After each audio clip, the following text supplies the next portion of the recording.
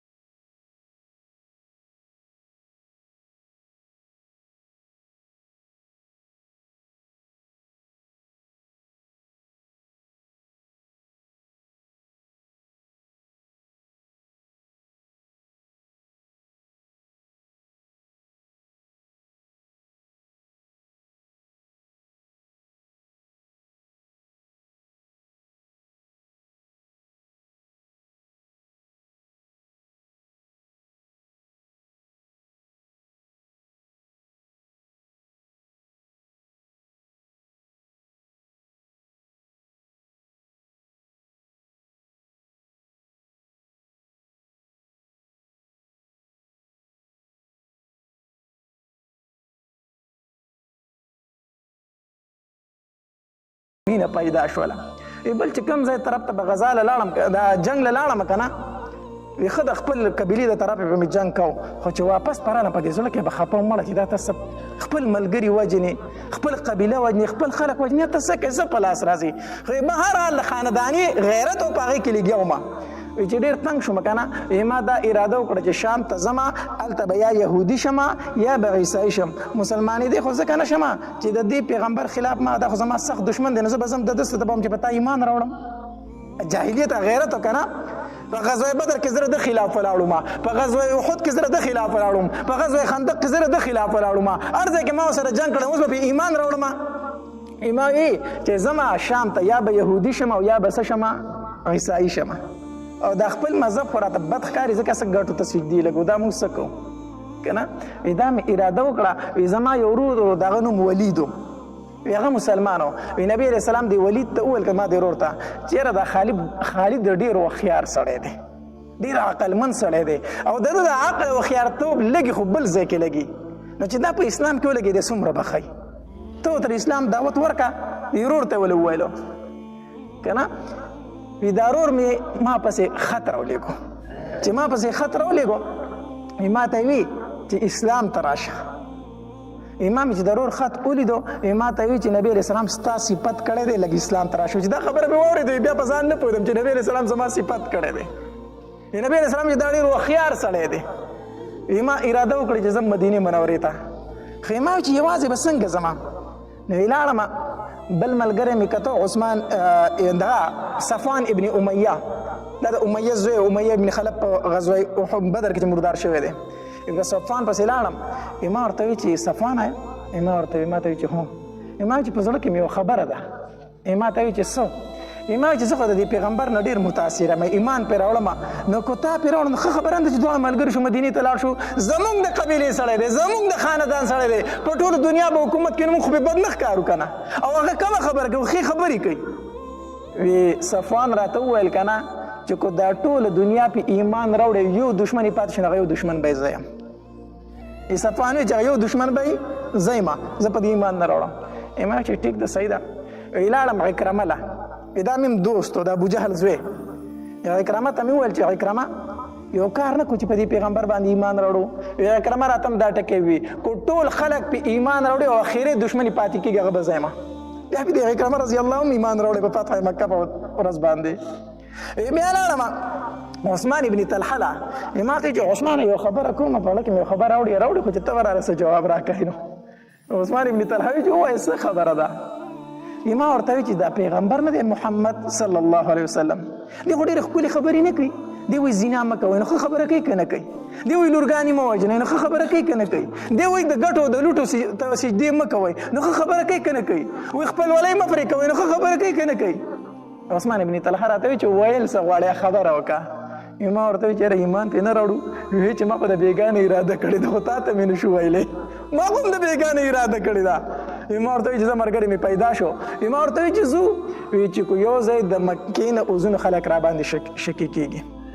یو مقام یې ورته وښود چې هلته راځه زه به هم هلته وتیم ته هم هلته وځه راځه. هلته لاړم عثمان بن طلحه هلته موجود و. هلته کې یو ځای شو روان شو چې اوس لونه یې په لاره کې خو د مکې یو سردار ولید عمر بن عاص. دا په کفارو کې د ټولو نه هوښیار سړی حسابېدو. د جنګ څومره مشورې چې به ده ورکولې. ډېر هوښیار سړی او عقلمند سړی و. د جنګ دا چارونه به ټول ده جوړول. موږ چې دی ولیدو موږ چې پاکره به دا کوم ځای ګیر شو. دا خو عمر ابن عاص دی چې ده ته به اوس څه وایو. ده ته به څه وایو. دا خو زموږ مشر دی. موږ ورته وایو چې هلکه موږ ته وایو چې څه کوې لکه. موږ ورته وایو چې ته څه کوې. وایي چې نه رښتیا ووایي چېرته روان یې. موږ ورته څه نه وي. وایي چې راته ښکاري مدینې ته روان یې کو. موږ ورته چې ښه رښتیا درته ووایو نو مدینې ته روان یو. عمر ابن عاص راته وایي چې راځئ زه خو هم ملګری یم زه هم مدینې ته ځم راځئ چې درې واړه په ایمان راوړو. راځئ چې درې واړه په ایمان راوړو. ولاړو چې مکې ته ورسېدو یو ځای کې خو هلته اوښان کېنول. وی ورور مې راپسې راغی چې نبي علیه السلام ستاسو د راتلو نه خبر شوی دی او ډېر خوشحالېږي. نبی علیه السلام چې خبر شو که نه چې دا درې واړه را روان دي نو نبي علیه السلام وفرمایل وی مکې د خپل زړه ټوکړې مونږ ته راوویشتې. مکې د خپل زړه ټوکړې مونږ ته راوویشتې. خالد را روان دی، عمر ابن عاص را روان دی، عثمان ابن طلحه را روان دی. دا خو د مکې د زړه ټوکړې هغه مونږ له رالې. نبی علیه السلام ډېر خوشحالېږي. ورور مې راپسې راغی چې تلوار کوي. نبی علیه السلام ستاسو په انتظار کې دی. زه چې څنګه ورسېدم نبی علیه السلام لره که نه نبی علیه السلام ته مې وفرمیل چې السلام علیک یا رسول الله. السلام علیک یا رسول الله. او بیا مې د نبی علیه السلام لاس ونیو چې اشهد ان لا اله الا الله واشهد ان محمدا عبده ورسوله. کلمه مې وویله. نبی علیه السلام راته وفرمایلو چې خالده ما ته پته وه چې ستا د عقل به تا ایمان له راولي. ما ته مخکې نه پته وه چې ستا په شان عقلمند سړی کفر کې نه پاتې کېږي ته به ایمان له راځې. بیا ورته ما وویل چې د الله پاکه پیغمبره ډېر ملامت یم. ستا خلاف مې ډېر جنګونه کړي دي. ستا ډېر ملګري مې شهیدان کړي دي. د الله پاکه پیغمبر ډېر ملامت یم. ما له دعا وغواړه. نبی علیه السلام فرمایل چې الاسلام یخدم ما کان قبله. اسلام مخکنۍ خبرې ټولې ختموي. مخکې چې په کفر کې څه کړی هغه ټول الله ختم کړو. بیا نبی علیه السلام وفرمایل اللهم اغفر لخالد. الله خالد ته بخښنه وکړه. الله خالد ته بخښنه وکړه. او بیا وی بل صحابي راغی وی درې واړو د نبی علیه السلام په لاس باندې سره وړو ایمان راوړو. دا عمر رضی الله تعالی عنہ چې کله شهید کېدو د شهادت واقع هم ډېره دردناکه ده. د سهار مانځه له راغی اصل کې یو غلام و د معیره بن شعبه رضی الله تعالی عنہ یو غلام و. نو د عمر رضی الله تعالی عنہ په بازار کې تو دی غلام ورته وویل ی عمره زما د مولا ته ووایه چې په ما دا مزدوري لږه کمه کېږي د به زما نه مزدوري ډېره غواړي. عمر رضی الله تعالی عنہ ته وفرمایل وی څومره مزدوري درنه غواړي. وی 4 درهمه یا 4 دیناره خو 4 روپۍ رانه د ورځې غواړي. عمر رضی الله تعالی عنہ ته د پیسې تپوس وکړه ته څه کار کوې. هغه ته خپل کار وښو. عمر رضی الله تعالی عنہ ته دومره قدرې ووي وی دا خو ډېره نه ده. 4 روپۍ خو ډېرې نه دي په ورځې کې ستا نه هغه غواړي. ستا د کار کې خو ډېرې پیسې پیدا کېږي. دا خو ډېره نه ده. صرف دا خبره ته وکړه. خو د عمر رضی الله په زړه کې دا و چې زه د ماته سپارش کوم نو زه به معیره ته ووایم چې په ده باندې دا مزدوري لږه کمه کېده. خو ده ته یې دا خبره صرف وکړه دا خو ډېره نه ده. لاړ تي دا مجوسي غلام و ده په زړه کې وي خیر دی ستا به هم زه فکر وکړم. دا خبره پې بده ولګېده د عمر رضی الله ستا به هم فکر وکړم. خنجر یې واغست. خنجر په دواړه طرفه باندې تېرو په دواړه طرفه او هغه خنجر به یې روزانه په اور کې ګرمو او بیا به د زخرو په اوبو کې کېښودو. ټینګر چې دا لور ګرم کړي که نه نو بیا وله په اوبو کې هغه دغه داسې ورکوي. نو ده دا لورو دا خنجر به یې ګرمو د زخرو په اوبو کې به یې بیا داسې وچاو. دې دپاره وي که د زخم نه مړ نه شي خو چې د زخرو د وجې نه خو بیا مړ شي که نه خنجر یې پسې تیار کو عمر رضی الله تعالی عنه پسې د سهار ټیم و 27 ذیالحجه وه 28مه ذیالحجه وه د لوی اختر دا میاشت ختمه شو بله ورځ 28مه ذیالحجه وه عمر رضی الله تعالی عنه د سهار مانځه ته مخکې شو چې مخکې شو دا مجوسي غلامو د ځان نه کمبل تاو کړی او پټ راغلی او مخکې سب ته یې ځان ورسو عمر رضی الله تعالی عنه په خنجر وو چې عمر رضی الله په خنجر وو د نیت تړلی وو د مانځه نه غلی رامخکې شو راشاته شو بل صحابي خپلې مصلې ته مخې کړو دا طریقه هم ده چې د امام موږ وایو په امام پسې مشران پوه خلک ودرېږي دا دې وجې نه نور څه نه خو که امام ته مخې ته په مانځه کې څه مسله راشي پوزه یې راماته شي یا نور څه مسله راشي نو دی به د مصلې نه شاته شي او ځان پسې به بل کس مخې ته کړي مصلې ته او مونځ به هغه پوره کوي دا طریقه ده عمر رضی الله تعالی عنه غلی د مصلې نه راشاته شو بل صحابي مخې ته کو مصلې ته خپلې ته نور څه یې ونه وي چغې مغې یې ونه والي صحابه په غلام ورمنډه کړه غلام سره خنجرو په دې تلو کې 14 صحابه په خنجر وواله 14 صحابه نورم شهیدان کړو بل یو وخیار صحابي و هغه سره غټ کوټ هغه په زر هغه ورتاو کو چې بل طریقه خو د گرفتارولو نشته خنجر چلی غټ کوټ هغه په زر ورتاو کو را پاړي پکې کو خود کوشش وکړو دی غلام چې ځان په خنجر وي نو صحابه زر لاسونه ونیول ځان یې وجې بیا هغه ول لاسونه ونیول ځکه چې تپوس دی وشي چې ته ولې راغلی گرفتار کو تیاره و سار ټیم او شاته سپونه ډیر لري پورې تلي صحابه دوره پوه نه شو شاته نه سپونه والا پوه نه شو ځکه شاته صحابه وي موږ دومره سره پوه شو چې اول اواز د عمر رضی الله تعالی عنه فقیرت کې وروسته د بل صحابي اواز شروع شو دومره پوه شو او دومره هم پوه شو چې مخې ته څه لږه شور غونته وشو خو نور پوه نه شو ځکه صحابه داسې مانځه ټیم دومره ورانې هغوی نه جوړه د مونځ خو به هغوی ډېر خیال ساتو که نه دا غلام یې ګرفتار کو جیل ته یې ورتاو کو عمر رضی الله تعالی عنه یې کور ته وړو چې کور ته وړو په عمر رضی الله تعالی عنه بېهوشي راله بېهوشه شو صحابه ووله پی ورکړه په خوله کې چې ورته پی ور واچول میده یې سوره شوې وه په خېټه کې بار ته روبایدل پی بار ته روبایدل عمر رضی الله تعالی عنه فروت ته طبیب یې راوسته ورله ډاکټر یې ورله راوست د عمر رضی الله تعالی عنه لږې سترګې وغړېدې د بېهوشۍ نه چې سترګې وغړېدې نو زمونږ په شان سړی ونیو چې هله ماله ډاکټر راولی زه مړ شومه نه نه دا چغې روړې نه وي ړومبې تپوس د عمر رضی الله تعالی عنه دا وی د مونځ څه وشو د مانځه څه وشو زه خو په مانځه ووالم که نه نو د مانځه څه وشو مونځ په نیمه کې پاتې شو که سر ته ورسېدو صحابه ورته وي نه امیر المؤمنین مونځ پوره شو سر ته ورسېدو وی ښه وی ماله اوبه راوړئ ماله اوبه راکئ نو صحابه وویله په جام کې اوبه راوړي کېدای شي تږی یي ځکه چې حالت د ځان کدن دی سړی تږی کېږي اوبه یې ویله راوړي دی به یې څکي وی نه ماله په کوزه کې اوبه راکئ ډېرې راکئ چې په کوزه کې ویله اوبه راوړي عمر رضی الله تعالی عنه وی ما پاسه وی زه اودس کومه زه اودس کومه زوی ورته خواته ولاړ دی عبدالله بن عمر رضی الله تعالی عنه زوی ورته وی بابا په دې ټایم کې خو تا ته د تیمم اجازت شته نو تیمم ووهه که نه څه اودس پکې دوره تکلیف کوي عمر رضی الله ته وی عبدالله ما ته شریعت مه ښیه ستا نه په دې مسله زه ډېر ښه پوهیم زه د نبي علیه السلام سره ستا نه ډېر پاتې شوی یم ته مې زوی زه د پلار یم ما ته دا مسله معلومه ده ما ته مسله مه ښیه خو راکړئ اوبه زه اودس کولی شم اودس یې وکړو وی ما ته تکیه کېدی او مخ مې قبلې ته کوي زه مونځ کوم زما نه د سهار مونځ نیمه کې پاتې شوی دی د مونځ اهمیت وپېژنئ ګورئ ښه دا نه چې په سر مې دړي زه نن مونځ نشم کولی د مونځ اهمیت وپېژنئ وی ما ته تکیه کېده وایي زه مونځ کومه عبدالله بن عمر رضی الله تعالی ته بیا فرمایي وی بابا په اشاره مونځ وکړه په دې حالت کې خو په اشاره باندې مونځ جایز دی عمر ته بیا فرمایي وی ما ته مسله مه ښیه په دې مسله باندې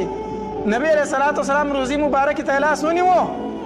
وی ما د دې صاحب سره ستا نه ډېر وخت تېر کړی دی زه په دې مسله ستا نه ډېر ښه پوهیم ما ته تکیه کېده وی زه مونځ کومه عمر رضی الله تعالی عنه مونځ وکړو چې مونځ وکړو صحابه ولا تسلی ورکوله هیڅ پروا نشته ته به جوړ شي. عمر رضی الله تعالی فرمایل وی کو تاسو مال دی وجنه تسلی راکوي چې ته به د گزار نه سم شي زه سمېدو والا نه ما زه شهید کېږم زمرم ما ته پته ده خدا تپوس را رقم چې زه والی چای ما چا ووالم دا راته ووایې. صحابه ورته وی فیروز غلام والی د معیره ابن شعبه کم مجوسی غلام کافر غلام چې د فیروز نوم دی ابو لؤلؤ باندې مشهور دی هغه غلام والی. نو عمر رضی الله تعالی وی الحمدلله الحمدلله الله ستا لاک لاک شکر دی چې د مسلمان د لاسه نه یم لګېدلی. دا خبره وکړه وی الحمدلله شکر دی چې د هغه انسان د لاسه نه یم لګېدلی څوک چې قبلې ته مخ کوي ځکه چې څوک مونځ کوي د هغه ډېر لوی اهمیت دی. نو عمر رضی الله عنه فرمایل وی شکر دی چې هغې سړي نه یم ویلی چې څوک څه ته مخ کوي قبلې ته مخ کوي ځکه چې قبلې ته مخ کوي او مونځ کوي او زه یې والی یم نو زما د وجې نه به جهنم ته ځي بیا سره د مونځ او بیا جهنم ته ځي. نو شکر دا دی چې کافر دی مسلمان نه دی. صحابه ورته وی عمر فانسی کو عمر ورته وی څنګه فانسی کوئ زه ژوندی یم زه خو څه مړ نه یم چې تاسو هغه فانسی کوئ قصاص ترې نه اخلئ او که یې مړ شومه نو هغه اختیار مې بیا وارثانو ته دی چې معاف کوي کو قصاص اخلي. په فلحال خو زه ژوندی یم تاسو د هغه څنګه وجنئ الله په جیل کې دی وي. عمر رضی الله تعالی عنہ په ځان باندې پوه شو چې زه نه پاتې کېږم بهرحال خبره را لنډوم چې په ځان پوه شو چې زه مرمه نه پاتې کېږم نو خپل زوی یې راوغوښتو عبدالله وی عبدالله لاړ شه او زمونږ مور عایشه بیبي ته وایه چې د عمر د زړه دا ارمان دی چې د خپلو دوستانو سره په خوا کې وده شي او د هغوی سره په ګاونډ کې څملي. عایشې ته وایي ستا اجازت شته ځکه نبي علیه الصلاة والسلام او ابوبکر صدیق رضی الله تعالی عنه دا د عایشې په کوټه کې دفن دي که نه دا د هغې په کور کې دفن و. وی لاړ شه عایشې ته وایه چې د عمر د زړه ارمان دا دی چې هغه د خپلو دوستانو سره په ګاونډ کې وده کېده غواړي که ستا ورته اجازت وي. خو امیر المؤمنین به ورته نه وایي بلکې داسې به ورته وایي چې عمر وایي. عبدالله بن عمر رضی الله تعالی عنہ چې راغی عایشې بیبي ته یې ور وټکو عایشه بیبي راله وی مورې زما بابا وی زه د خپلو دوستانو سره په ګاونډ کې څملاستل غواړم ستا اجازت شته. عایشه بیبي په جړا شوه وی دا ځای خو ما ځان نه منتخب کړی و ما وی یو خوا مې به پلاري او بل خوا مې به خاوني او په خوا کې به ورسره زم یمه دا خو ما ځان له د قبر د پاره منتخب کړی و خو زه د ځان د پاسه عمر ته فضیلت ورکومه زه دا فضیلت عمر ته ورکومه او خیر دی زه به د عامو مسلمانانو سره په مقبره کې دفن شمه زما اجازت دی. عمر رضی الله تعالی عنہ بار بار ورته ګوري چې عبدالله به څه خبر واپس راوړي. ګور امیر المؤمنین دی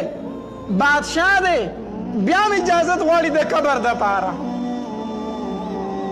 چې عبدالله واپس راغی په ور کې راننوتو پلار ته وی بابا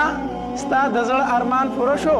زمونږ مور اجازت وکړو چې دفن یې کوي د نبي علیه السلام په ګاونډ کې. عمر رضی الله تعالی عنہ په جړا شو خپل زوی ته وی عبدالله د ایمان مې پس په دنیا کې دا یو ارمان چې زه د نبی علیه السلام په خوا کې دفن شمه یو مې ایمان ارمان هغه راته الله نصیب کړی دی خو د ایمان نه چې وروسته زما یو ارمان هغه دا و چې زه د نبی علیه السلام په خوا کې دفن شوم او الله هغه ارمان زما پوره کو. خو عبدالله بیا هم درته یو خبره کومه اوس لا زه ژوندی یم کیدای شي عایشې دا اجازت د زړه نه نه کړی خو زه ژوندی یم زما د مخ نه شرمېږي کیدای شي دا اجازت یې کړی دړه نه پرې خوشحاله نه خو چې کله زه مړ شم او زما جنازه اوسئ نو بیا به ترېنه اجازت غواړئ. عمر رضی الله تعالی عنہ باندې د زنکدن خوله راماته شوه نو چې کله به د زنکدن سخته شروع شوه زوی ته وایي ما د کټ نه کوز که ځمکه باندې مې سملوه ما ځمکې ته کوز که بچې ورته وایي بابا ولې دې په ځمکه باندې سملوم وایي بچې چې ما درته وایي چې ما ځمکې ته کوز که ما په ځمکه سملوه که نه زه دا غواړم چې زه د مدینې په خاورو کې خپل مخ راوړم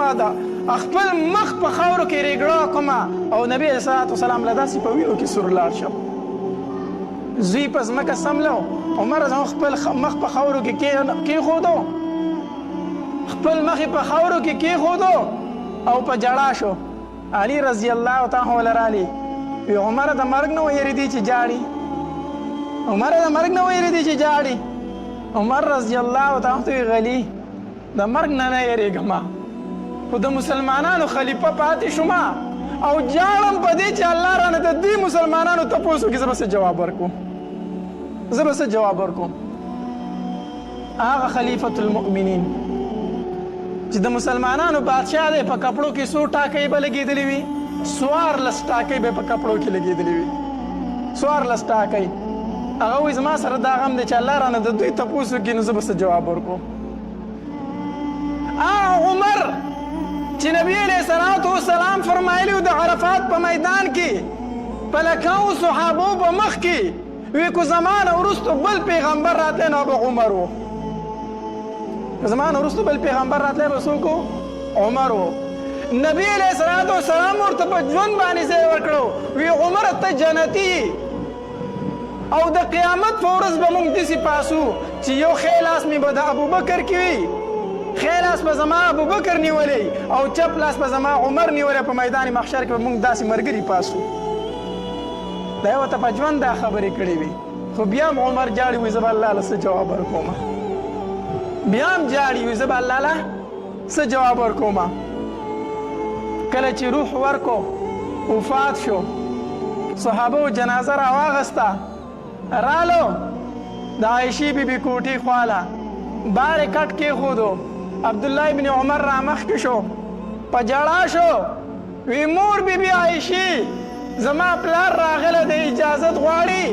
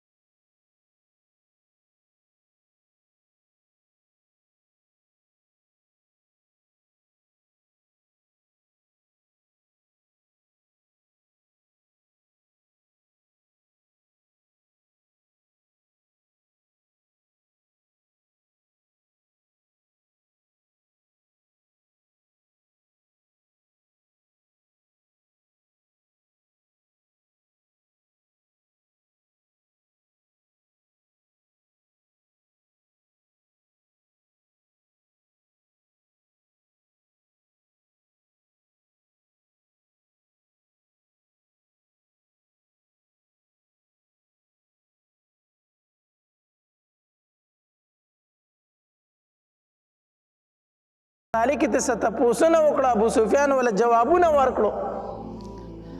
نو دې هرقل بادشاه خپل قوم ته وویل وی دغه سړی چې دی دا رښتینی پیغمبر دی، دا رښتینی پیغمبر دی او داسې دی په خپل تخت باندې ناستو وی زه چې په کمزۍ باندې ناست یم او په کمزۍ زما دا خپې پرتې دي یوه زمانه را روانه ده چې دلته به د هغه قدمونه را رسي دا ځای به م هغوی فتحه کوي او دا خبره یې وکړه وی کاش چې زه د ده په خوا کې ما به د ده خپې انځلې وي دا خبره یې وکړه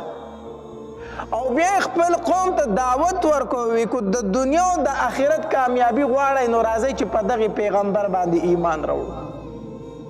نو چې دا خبره وکړه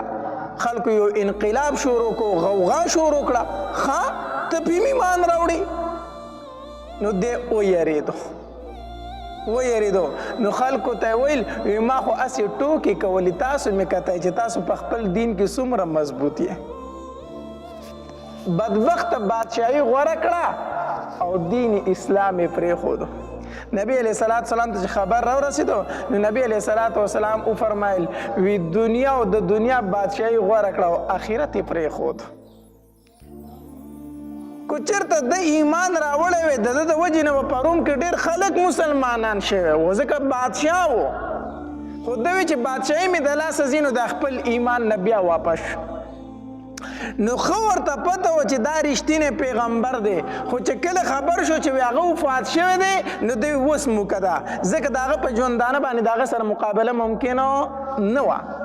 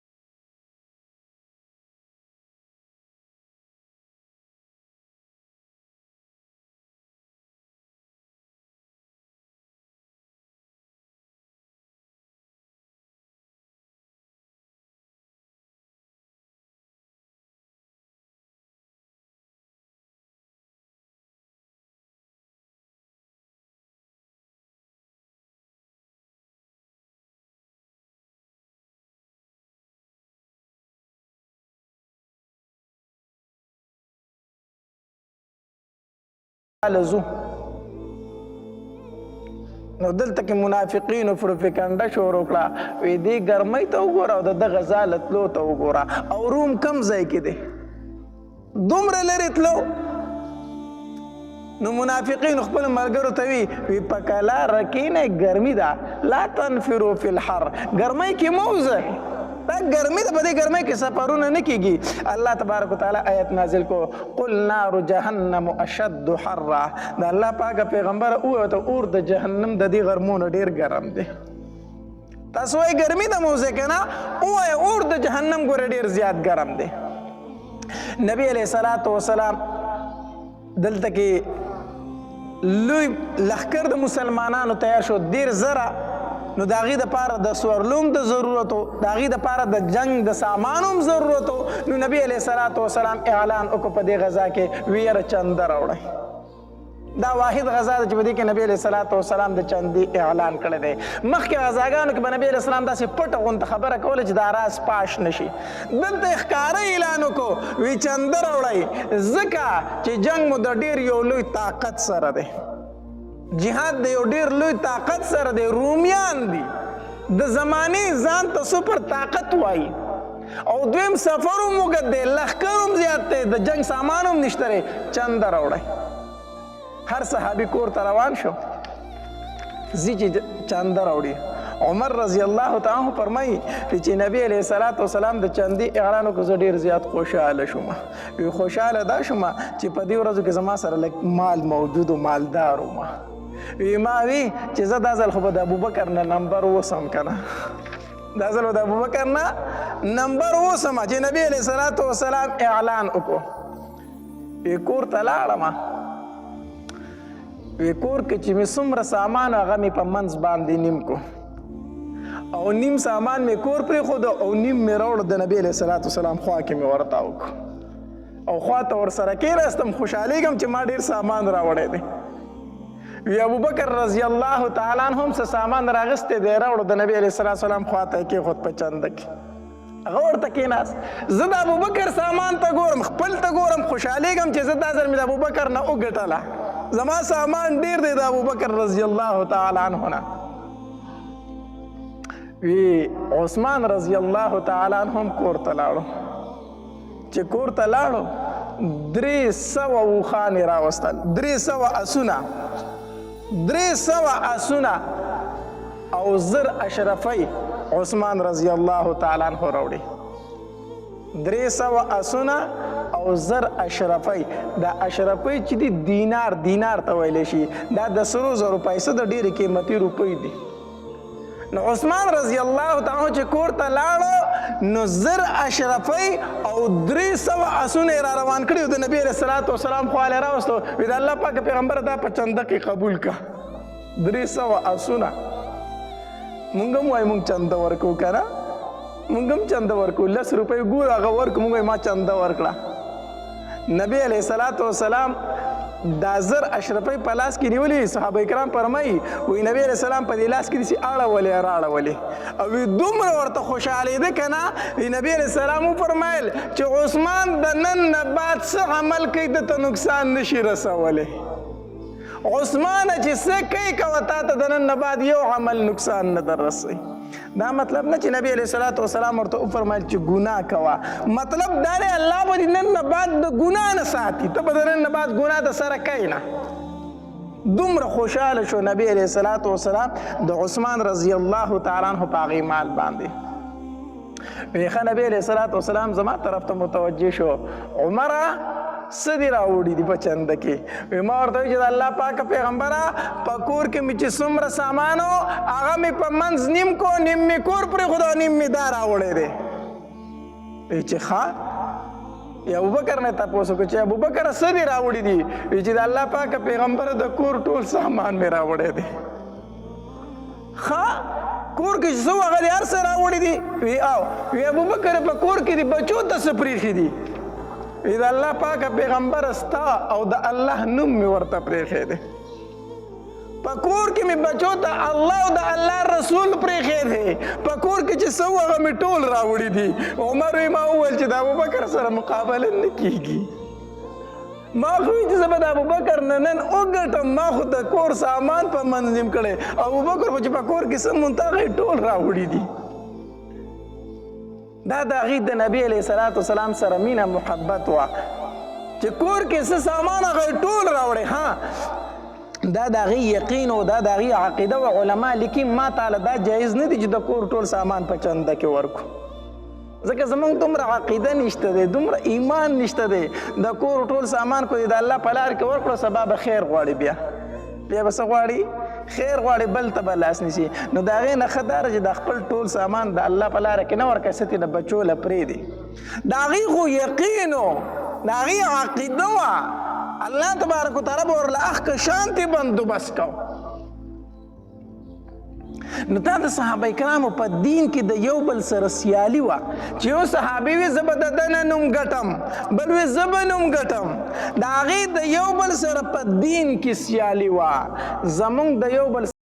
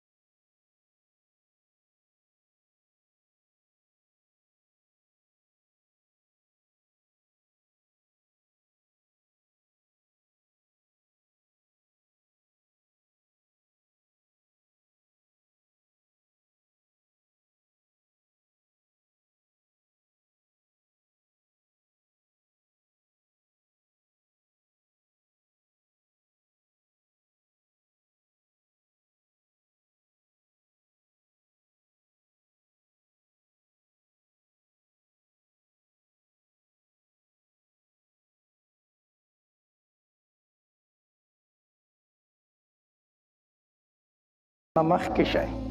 غریب صحابه کرامو ته فرمایل وی کم نبی علیہ الصلوۃ والسلام ورته فرمایل وی د هر فرض مانځه نه وروستو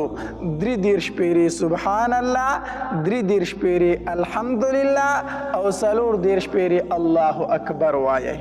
دا د هر فرض مانځه نه کوي د دې دومره ثواب دی چې دومره ثواب د مالدارانو د صدقو نشته دی. تاسو د هغې نه مخکې شئ.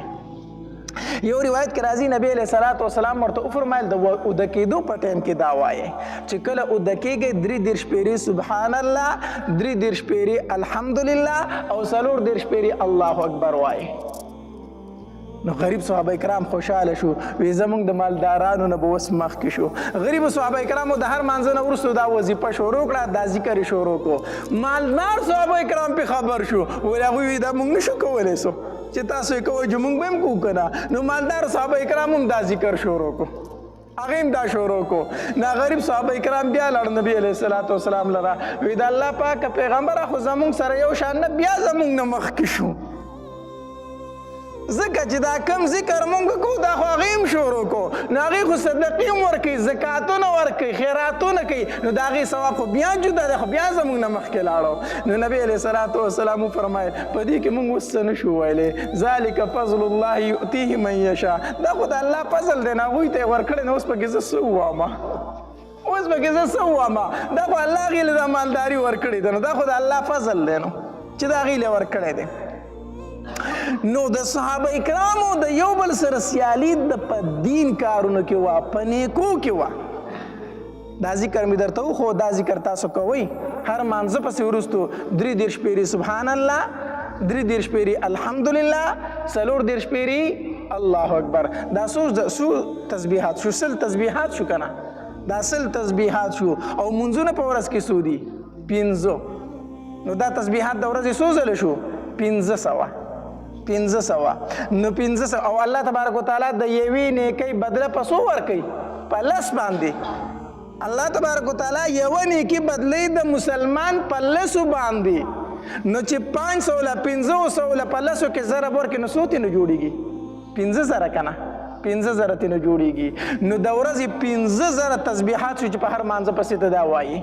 د دې وجې نه یو ځل نبي علیه الصلوۃ والسلام وفرمایل وی چې کله دا تسبیحات تاسو د هر مانځه نه وروستو کوئ نو دا 50,000 تسبیحات شو. نو په تاسو کې داسې څوک شته چې هغه 50,000 ګناهونه د ورځې وکړي 50,000 ګناه څوک کولی شي نشي کولی. نو هر مانځه پسې دا تسبیحات وایي دا 50,000 نیکۍ دي. نو 50,000 ګناه خو یو انسان نشي کولی.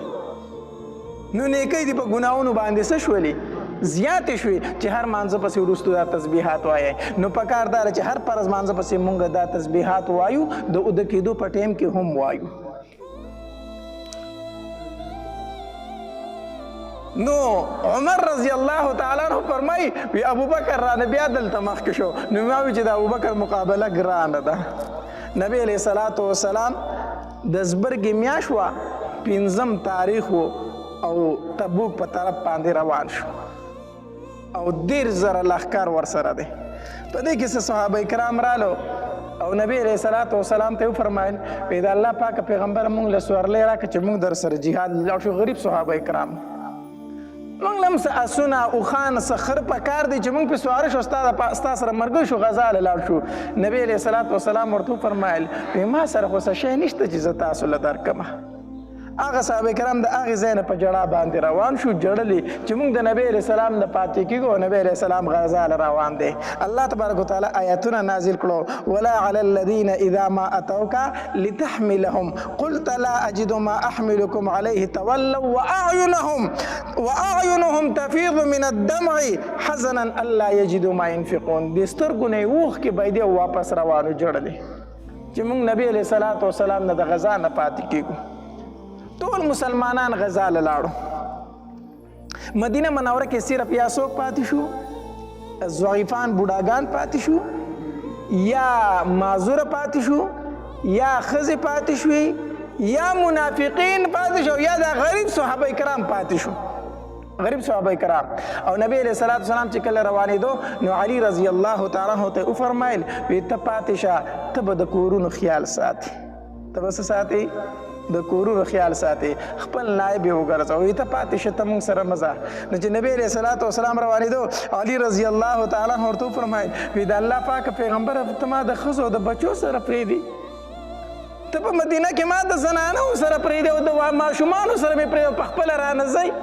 علي رضی الله تعالی خفه شو نو نبی علیه صلات وسلام ورته وفرمایل وی ای علي خوښه دې نه ده چې ته زما دپاره داسې شي لکه څنګه چې هارون د موسی علیه الصلات وسلام دپاره و څنګه چې هارون د موسی علیه الصلات وسلام دپاره و نو خوښه دې نه ده چې داسې ته زما دپاره شي خو وی زما نه وروسته بل پیغمبر راتلونکی نشته دی په دې باندې علي رضی الله تعالی عنه ډېر زیات خوشحاله شو علي رضی الله تعالی عنه پاتې شو او نبی علیه السلام د صحابه کرامو سره روان شو چې کله روان شو ابو ذر رضی الله تعالی عنه فرمایي دا یو مشر صحابي دی ابو ذر غفاري رضی الله تعالی عنه دیو چې نبی علیه الصلاة والسلام روان شو زما سره اوښه هوا ډېره ټپه ټیپه وه کمزورې وه وی ما وی چیرې دا خو د دومره د اوږد سفر نه ده خو 2-3 ورځې به له لږ خوراک ورکړم دا به لکه سربه شي لږ طاقت به پکې راشي بیا په نبي علیه صلات وسلام پسې روان شم وی زه پاتې شوم چې پاتې شوم وی ګیاګانې مې راوړي خوراکونه مې راوړه اوښې ته مې اچول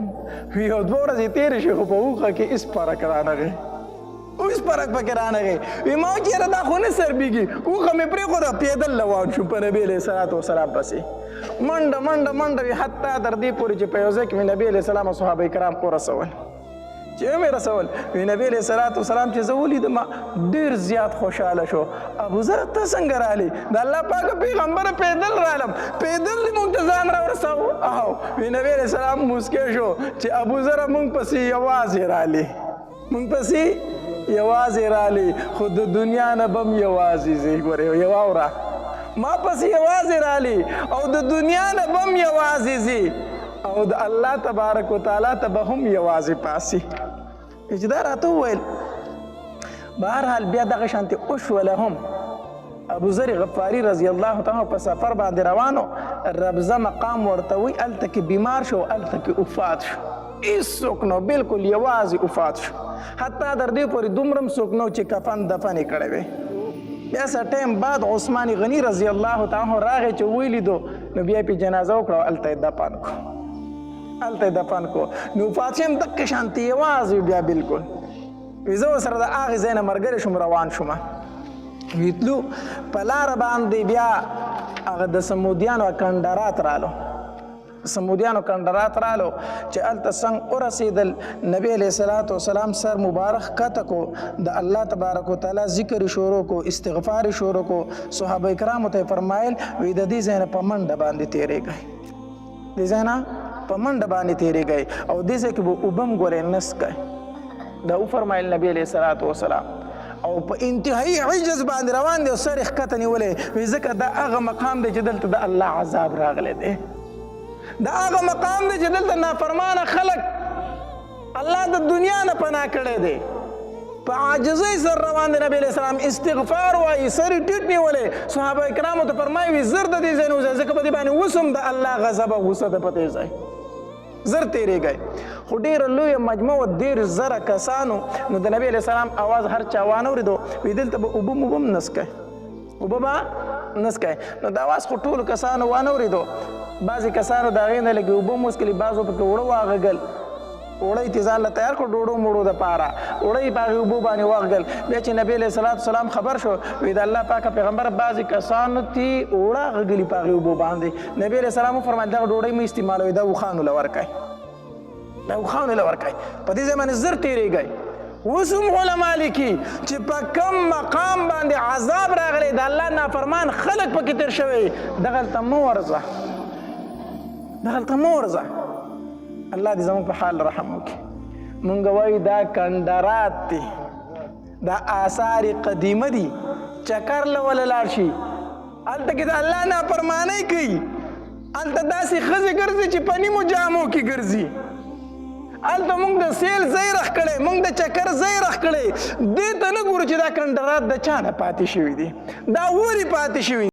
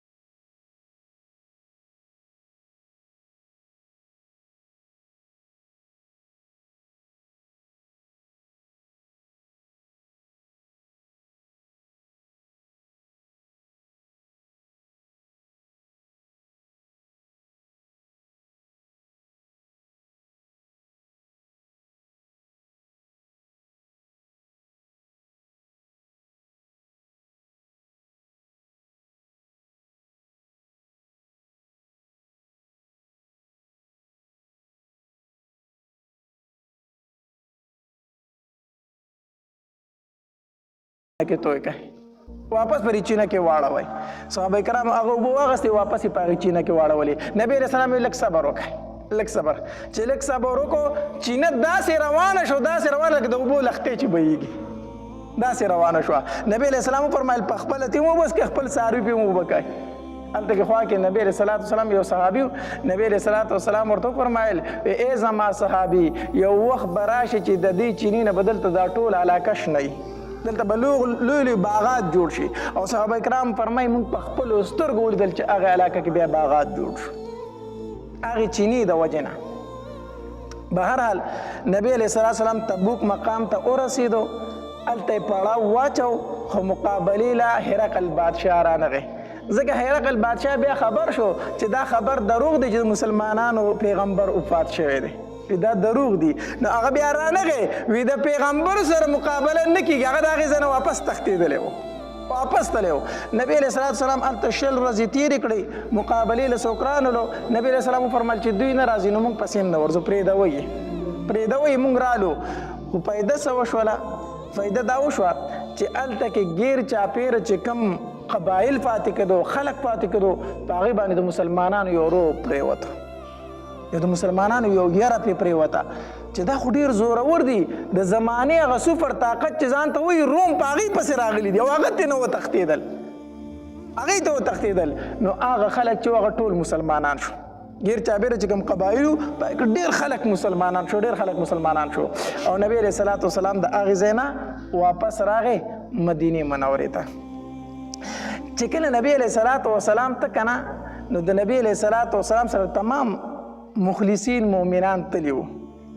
خو په مدینه منوره کې صرف یا څوک پاتې شوي منافقین پاتې شوي یا معذورین پاتې شوي یا ښځې او ماشومان پاتې شوي خو په دې کې 3 صحیح مؤمنان هم پاتې شوي د نبی علیه السلام نه وروستو 3 صحیح مسلمانان هم پاتې شوي چې دا غزوه تبوک ته نه وتلي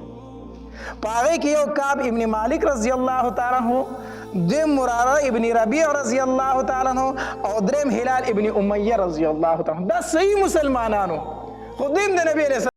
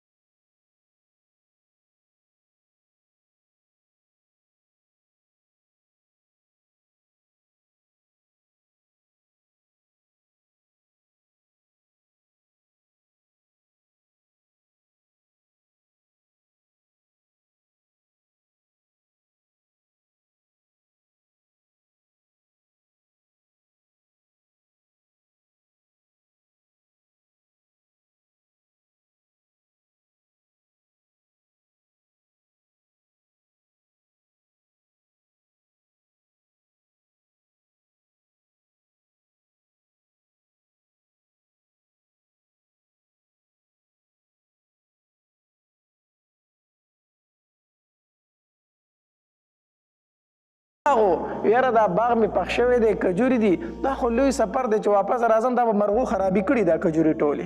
دا به ورته اوي شوي نو هرې غذا له تللی م خو زه په دې کې به لاړ نه شم د دې وجې نه پاتې شو دا کعب ابن مالک رضی الله تعالی فرمایي یو ځل راووتم مدینه منوره کې ګیر چاپېره ګرځم ګورم نو یا مې نظر په ښځو لګي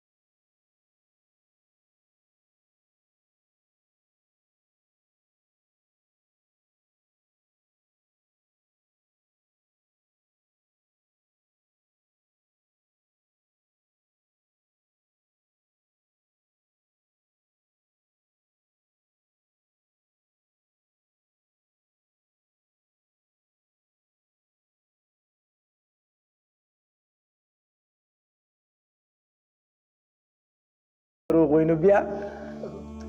زه به نبي علیه السلام ته دروغ ووایم نبي علیه السلام به دوکه کړمه خو که الله ورته ووایي چې دا کعب ابن مالک دروغ وایي نو بیا به څه کېږي که نه ځان سره مې کرل ریبل کول ما وي چې یاره رښتیا وامه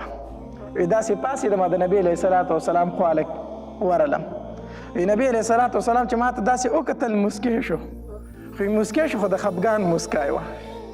خفګان مسکا وه بیا رانه مخ داسې واړو ما ورته وایي چې د الله پاکه پیغمبره زما د الله په ذات باندې قسم زه رښتینی مسلمان یم زه صحیح مسلمان یم د الله پاکه پیغمبره ما منافق مه حسابوه نبي علیه السلام راته وفرمایل چې ستا سره چې هغه دوه وښې وي تا چې زه به پې غزاله زما در سره نشته د الله پاکه پیغمبره را سره ولاړې دي ولې نه یې تلې ما ورته وایي چې د الله پاکه پیغمبر د سستیا د وجې نه پاتې شوی هېڅ عذر نه و هېڅ خبره نه وه خو د ناراستۍ د وجې نه پاتې شوی یم نبي علیه السلام راته وفرمیل چې زه ستا معامله زه په الله پرېږدم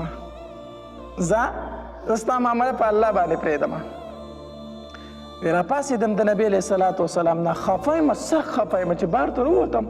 تپوس مې وکړو چې زما په شانتې کار د بل چا سره هم شوی دی صحابه کرامو راته وفرمایل چې او ستا دوه ملګري نور هم شته هلال ابن امیه او مراره ابن ربیع هم ستا په شان دي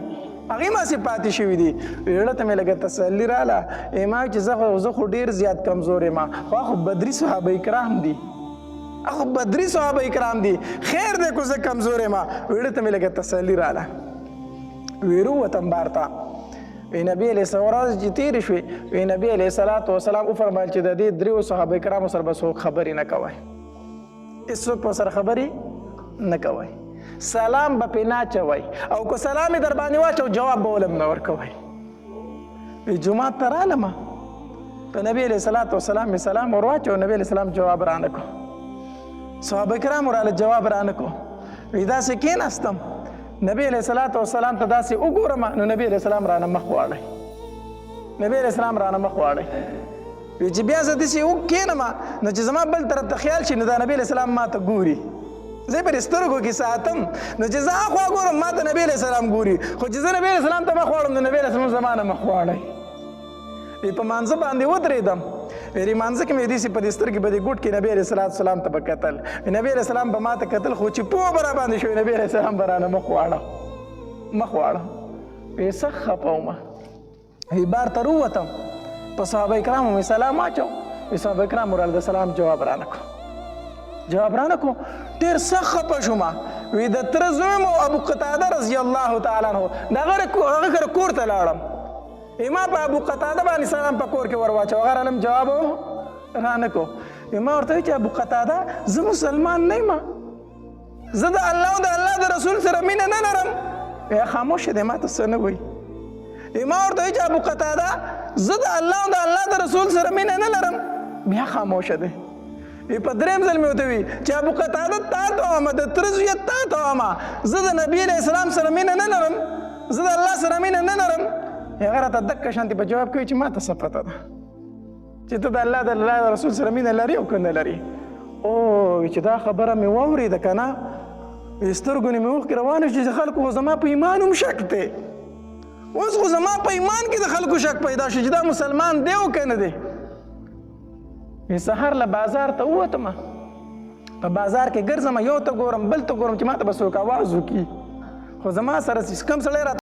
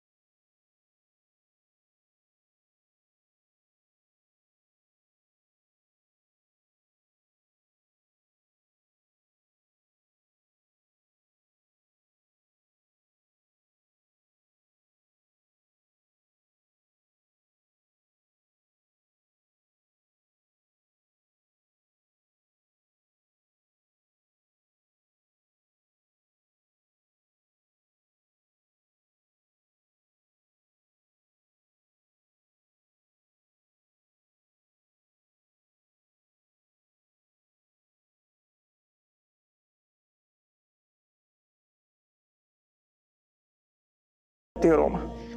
زه به ژوند بیا څنګه تیروم په دې خفګان کې ناست وم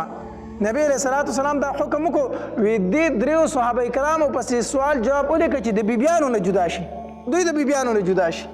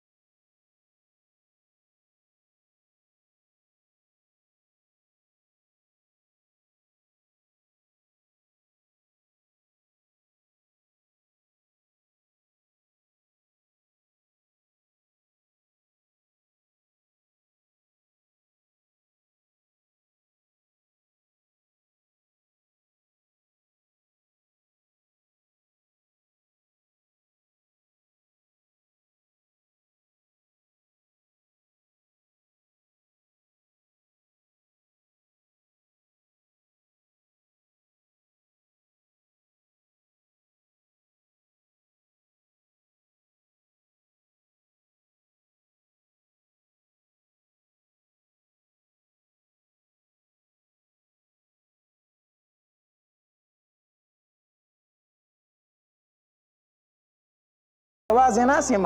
او سحر ټیم و بالکل سحر وختي وي بره کوټې ته وختم او داسې ناست یم او سوچ کوم چې د الله څه کار دی چې زما توبه قبلوي الله زما ته څه ضرورت دی ضرورت خو زما الله ته دی زه جهاد له نه یم تللی نافرماني مې کړې ده الله ما ته څه ضرورت لري چې زما دعا به قبلوي په دې خفګان کې ناست یم چې زه به دغه شان د دنیا نه ځم ما به نبي علیه السلام خفه پاتې کېږي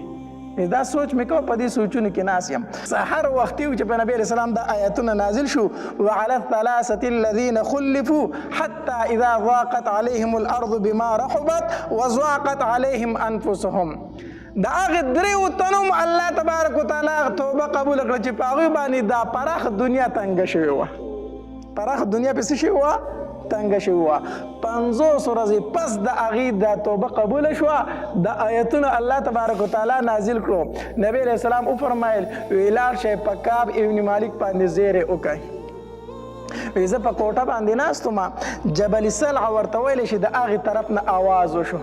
آواز وشو یا کعب ابن مالک ابشر ای کعب ابن مالک زیری می در باندې دا اواز چې مې اورېد ګیر چاپېره ګورم چې اواز د خوشحالۍ دی اواز د څه شي دی د خوشحالۍ دی وی ناستم یو صحابي مې خواله راغی ما ته وی چې الله ستا توبه قبوله کړه الله ستا توبه وی ځان ته مې وکتل هېڅ را سره نه و 2 څادرې را سره وي وی دواړه مې هغه ته غېږ ته ور وویشتې چې دا دې ستا شوې په زیري کې دې دا شوې هېڅ را سره نه و دغه 2 څادرې وې مې دواړه هغه ته وویشتې دا ستا شوې او خلک چې په چا باندې زیری وکړي ویل که زیری ورکړه که نه دا ثابت دي ښه دا زیری ورکول څه دي ثابت دي دا په شریعت کې شته دی څوک در باندې خوشحالۍ زیری وکړي ورکوله څه شي نو به کعب ابن مالک هم زیری وشو وي ځان ته مې وکتل هېڅ نه خو دغه 2 څادرې وي وي د ځان نه مې راټولې کړه د هغه غېږ ته مې وویشتې ما ته وایي چې دا واله وی رالم مسجد نبوي ته نبي علیه الصلاة والسلام ناست دی وی صحابه کرام ماله یو تن هم راپانسېد یو تن هم راپانسېد وی څنګه چې مسجد نبوي ته داخل شوم صرف طلحه ابن عبیده رضی الله تعالی رامنډې کړې وی ما نه یې غاړه تاو کړه په دواړه مخه یې ښکل کړم په ژړا شو راته کعب ابن مالک په وی قسم په الله د طلحه ابن عبیده دا احسان به زه چېرته هېر نه کړم ما ته یو تن هم اواز نه کو خو چې مسجد نبوي ته داخل شوم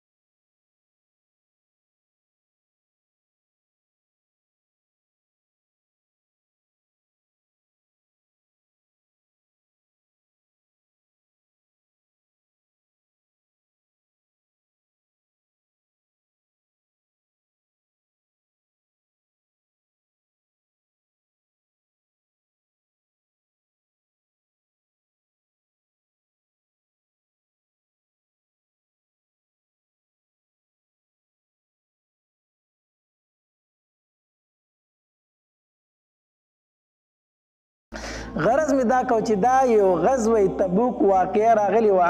په دې کې صحابه کرامو ډېرې قربانۍ ورکړي دي